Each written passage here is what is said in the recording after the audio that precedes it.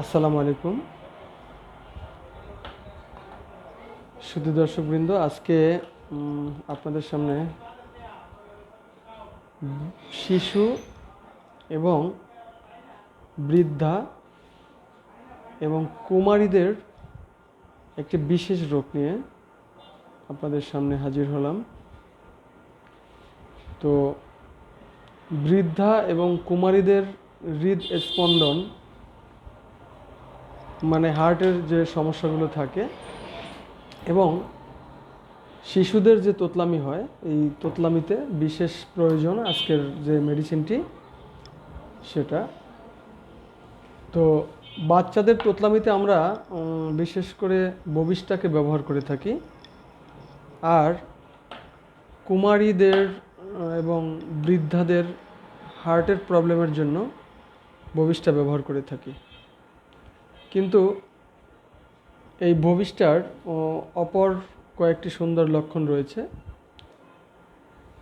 ববিষ্টার রোগীরা মনে করে যে তার মাথাটা খুব বড় হয়ে গেছে এবং সে যখন একা থাকে তখন খুবই দুঃখিত এবং আপসেট থাকে। বলবার সময় বা লেখার সময় সে প্রকৃত কথাটির বদলে অন্য কিছু লিখে ফেলে, ভুলভাল লিখে।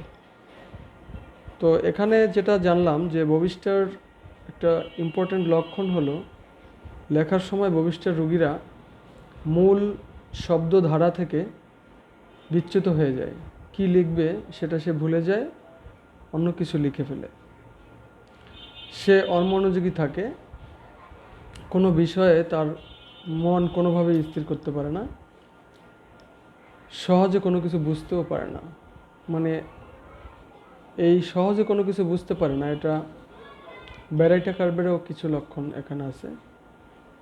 আবার এই ববিষ্টার রোগীরা সব বিষয়ে খুব খুঁতখুঁতে থাকে, আর অনেক বিষয়ই সে অপছন্দ করে, অতি উত্তেজিত প্রকৃতি এবং সব বিষয়কেই খারাপ নজরে দেখে, সন্দেহভাজন, প্রচুর সন্দেহবাতিক থাকে। এপিচের মতো ববিষ্টারও হাত থেকে জিনিসপত্র নিচে পড়ে যায়।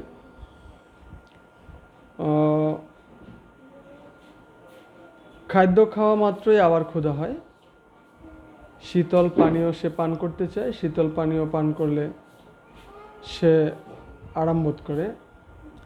আর রান্না করা খাদ্য খেতে তার ইচ্ছা হয় না, রান্না করা খাদ্য খেতে ইচ্ছা হয় না, সে শুধু রুটি খেতে চায়।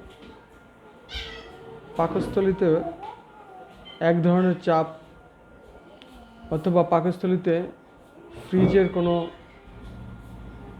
কিছু ঢুকানো আছে বা আইস বার ঢুকানো আছে এরকম মনে করে,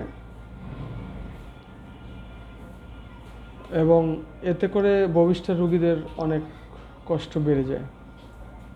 তো দর্শক মণ্ডলী, আজকে এই ছোট্ট একটি মেডিসিন নিয়ে আলোচনা করলাম এবং আশা করি আলোচনা আপনাদের ভালো লাগবে, এবং ভালো লাগলে লাইক শেয়ার কমেন্ট করে পাশে থাকবেন, আর আশা করি সাথে থাকবেন যাতে আমরা পরবর্তীতে এই ছোট ছোট ভিডিওগুলো বানিয়ে আপনাদের সামনে উপস্থাপন করতে পারি। তো আজকের মতো এখানেই বিদায় নিচ্ছি। আল্লাহ হাফেজ। আসসালামু আলাইকুম ওয়া রাহমাতুল্লাহি ওয়া বারাকাতুহু।